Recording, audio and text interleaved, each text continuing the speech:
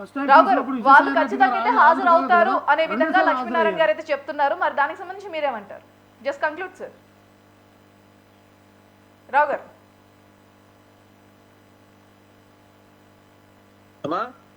Yeah రావు గారు. Hello. Yeah వినపడుతుందండి?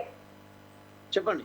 వాళ్ళు ఖచ్చితంగా అయితే మళ్ళీ హాజరయ్యే ఛాన్సెస్ ఉంటాయి. ధర్మాసనం ఏదైతే యా వాళ్ళు ఖచ్చితంగా హాజరవుతారు అని అంటున్నారు. మరి దానికి సంబంధించి మీరేమంటారు?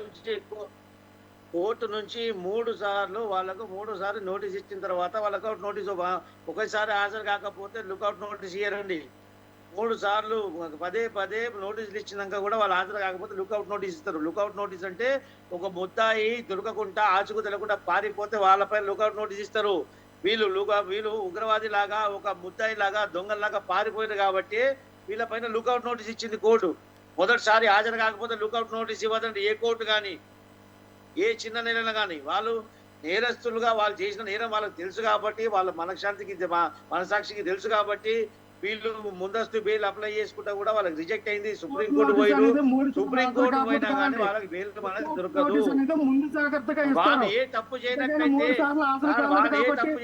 మా చంద్రబాబు నాయుడు గారు రమ్మని చెప్పండి, రమ్మని చెప్పండి.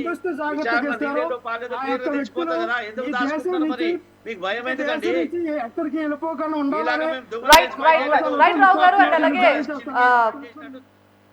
లక్ష్మీనారాయణ గారు, థ్యాంక్ యూ సో మచ్ అండి for sharing your personal opinions.